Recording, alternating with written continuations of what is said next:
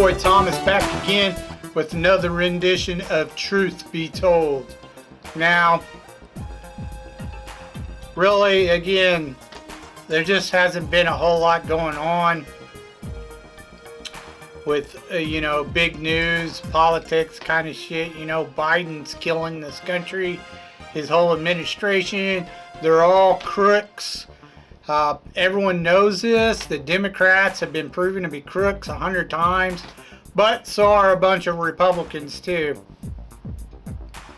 Personally, I think you get anyone up there, they turn into a crook. I mean, it's just retarded.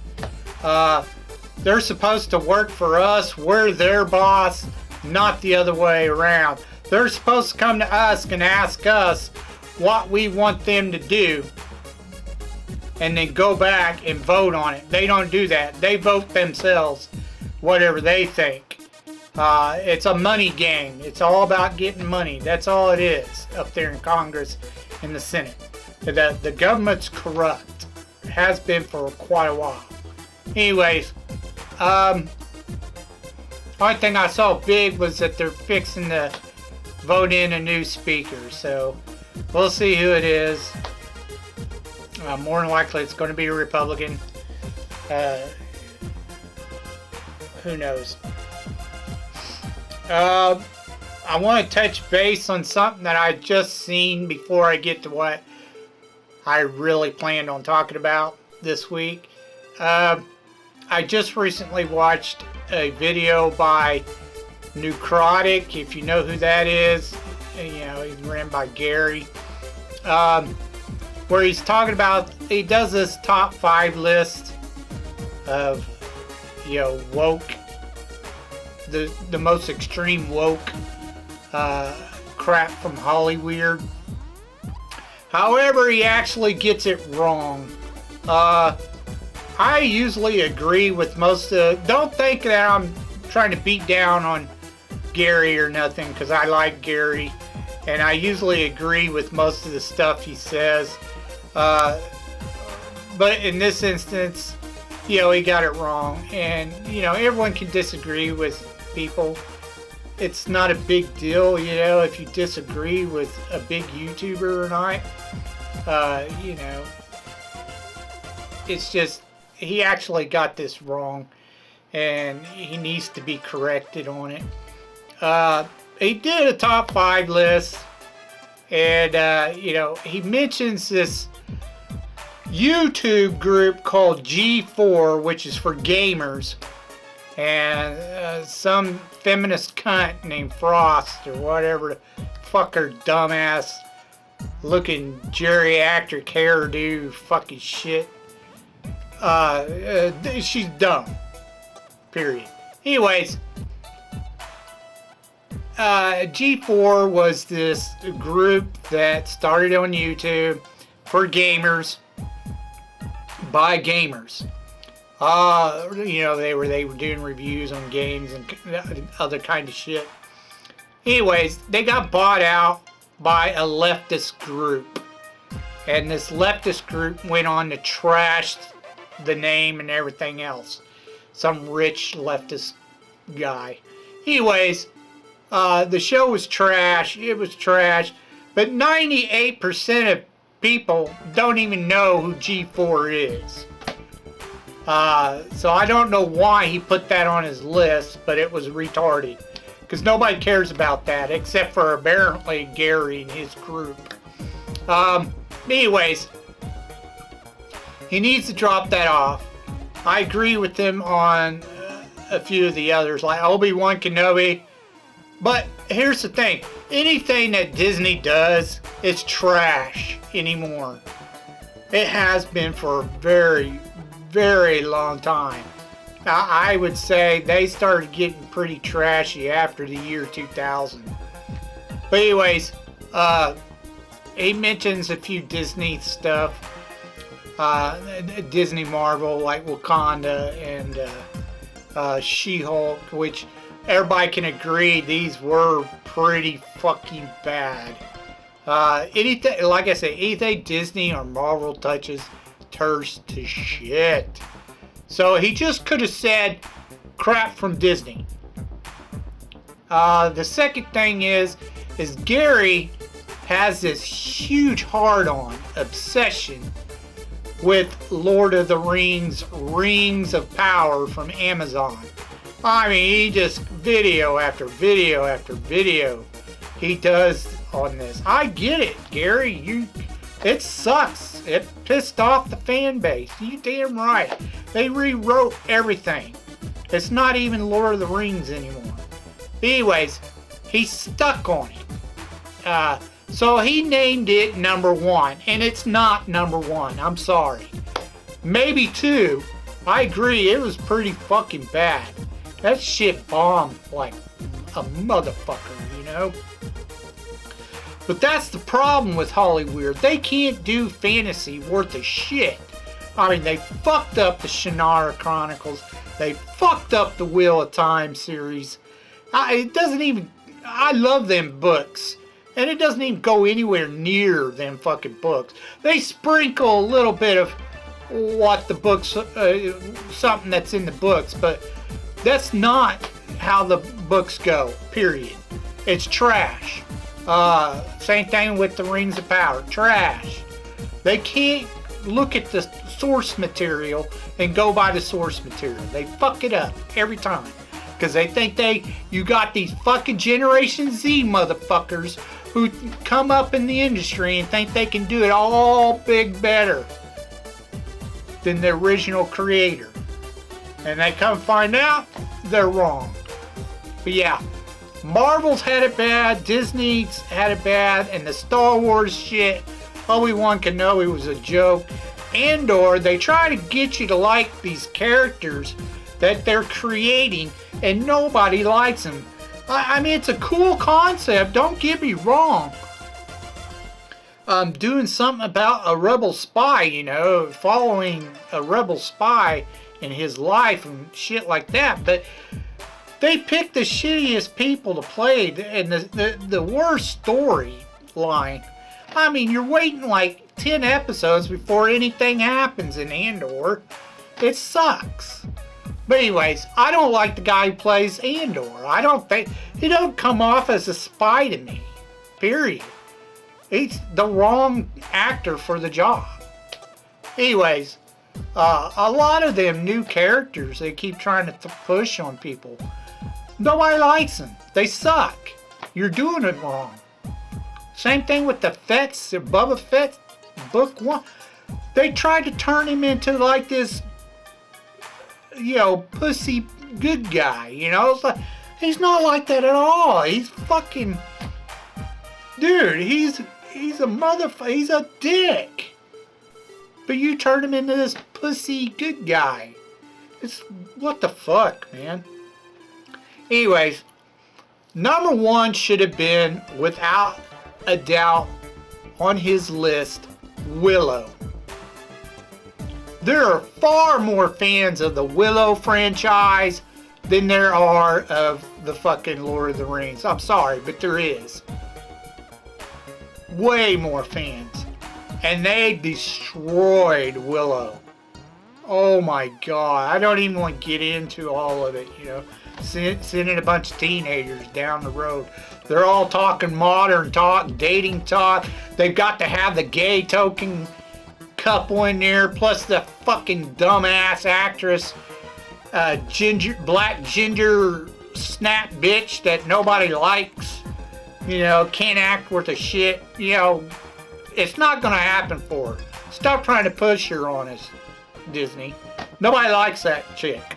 Anyways, just terrible. It's terrible what they've done to Willow. Willow's #1. It was the worst of the year. By far, hands down. So I'm sorry, Gary, but you're wrong. Anyways, that was my reflection on that shit. I mean, just... there's so much bad crap that came out in 2022. It's not even funny. But Willow, #1. Most definitely. Let's move on to what I really want to talk to you about this week. Now, I just most of the new shows and crap that come out here lately, I can't stand it. Most of it. For a long time now, there's just not been any really decent, good shows. They've all been shit and crap. I mean, you had Maverick come out, and it was fairly decent. I only saw one cringe, woke kind of crap in that movie, and that's where she's got him in bed and she's telling him all this bullshit about children and shit, and it was just retarded because it was a feminist view of how to raise children or some shit. It was dumb. But other than that, the movie was alright. I didn't think it was that bad. It was pretty decent for what it was. Some people like that House of Dragon. I don't know. I know they character swapped some of the characters. They changed shit. So there is some wokeism in House of Dragon. I'm not a fan of Game of Thrones. I never did. You have so much better reading material to turn into a great series. The Dragonlance novels. Talking about the Seven. You know, the Dragonlance heroes. Do that series. Fucking do some of the Piers Anthony series, like the Xanth novels, or the Blue Adept series. Anne McCaffrey's fucking Dragon World. Do that. That's fucking awesome. Way better than Aragon that came out a while, several years ago. Far better. I don't know why they don't do that series. And then you've got, the best of the best. R.A. Salvatore from Forgotten Realms, his Drizzt or Durin character. Do Drizzt, god damn it. Stop fucking around and do the best of the best. I could care less about fucking watching these fucktards stab each other in the fucking back. And, you sprinkle a little magic in the show. Fuck that shit. It's retarded. I hate Game of Thrones. I just couldn't get into it. It was so dumb. Anyways, I know there's fans of the show. I'm sorry. I just couldn't. I didn't like it because it had very little magic in it. You had the dragons, maybe some ice walkers, and you got to see a giant every now and then. Ooh. Get the fuck out of here. All it was is, hey, I'm loyal to you. Nope, change my mind, stab you in the back, kill you. That's literally the show. That's all it is. Everybody stabs each other in the back to climb on top of each other. It's dumb. It's like the author studied a bunch of feminists and then wrote a show about it. Literally. Anyways, moving on. The surprising show of 2022 that I actually liked, even though it had a little bit of wokeism in it, was Sci-Fi's Reginald the Vampire. I was shocked. I was like, alright, this looks kind of cheesy and dumb. But I started watching and I was like, this is actually kind of funny, It's based off a novel called The Fat Vampire or some shit. And the guy who stars in it,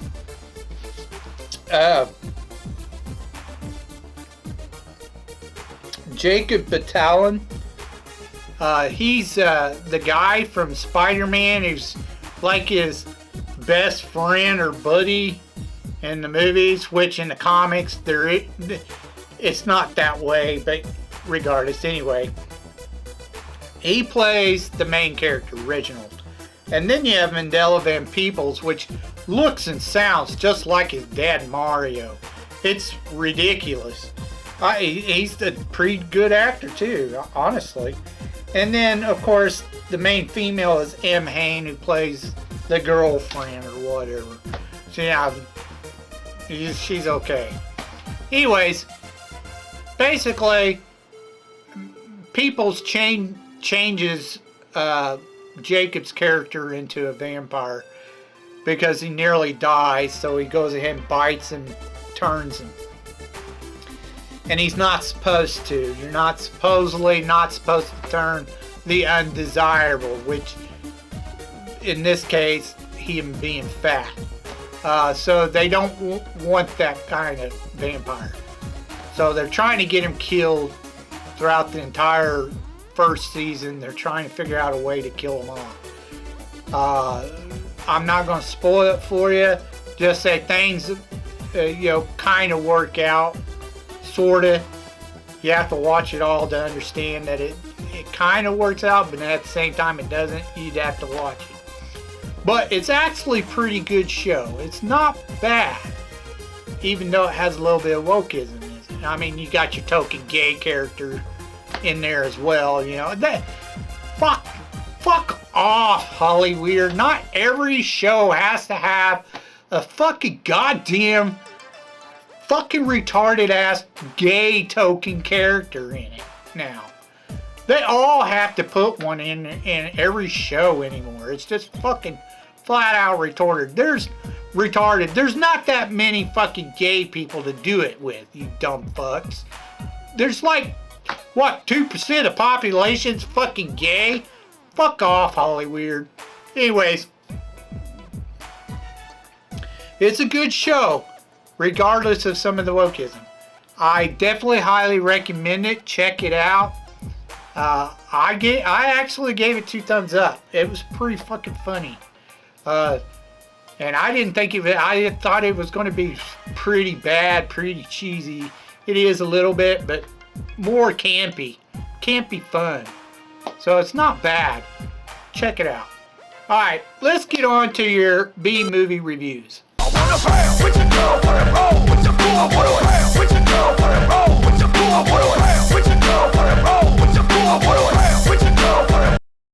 Alright, movie holics, this week is Action Week.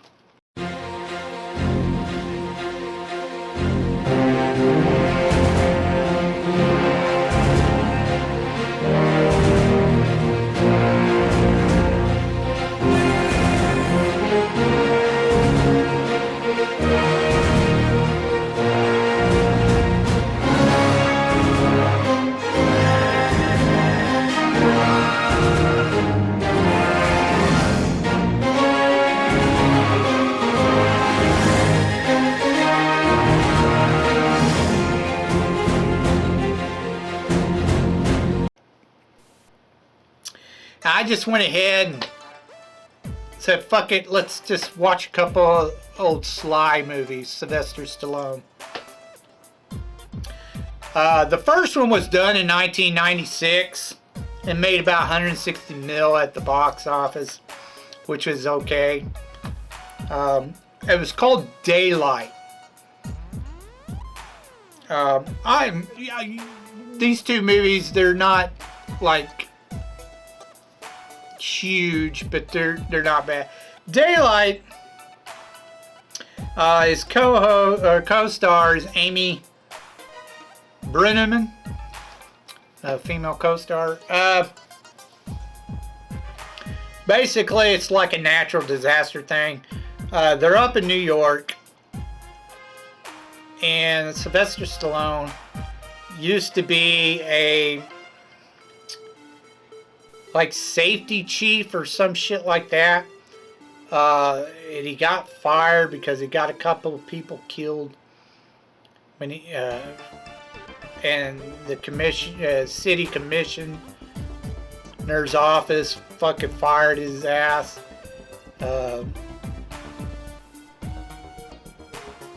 He made a decision on something, and it ended up being wrong, and it ended up killing people.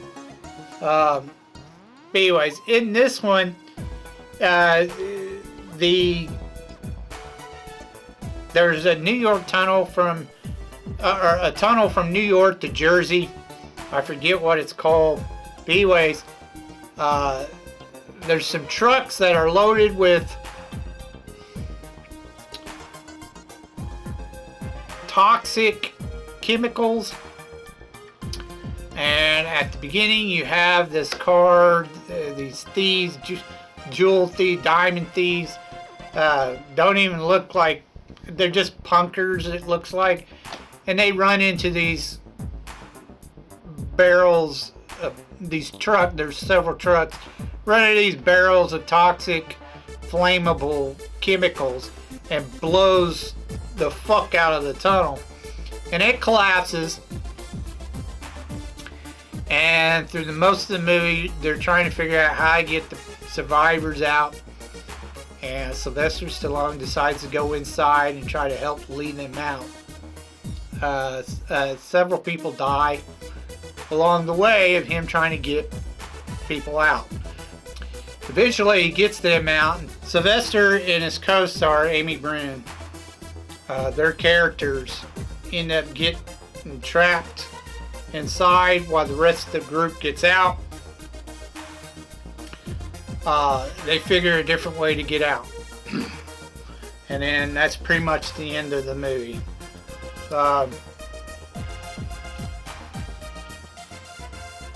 It's an alright movie. It's not horrible. It's not bad. I would consider it more of a more drama than action, but it did have some action in it. Just not like guns shooting and shit like that, you know. It wasn't that kind of action film. It was a disaster movie is what it was, basically. But it was decent for what it was. It wasn't bad. It's good for at least a one-time watch, for sure. So I give it a thumbs up and thumbs down.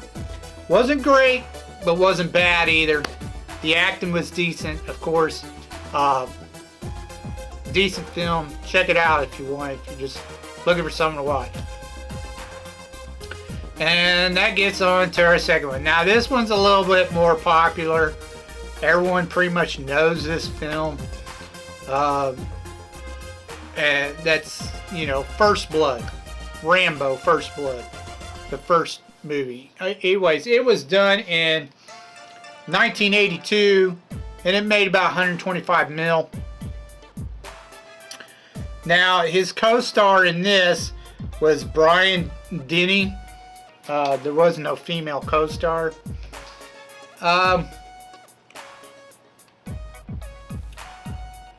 Basically, John Rambo, everybody knows his name by now. He's an iconic character after this movie, but he'd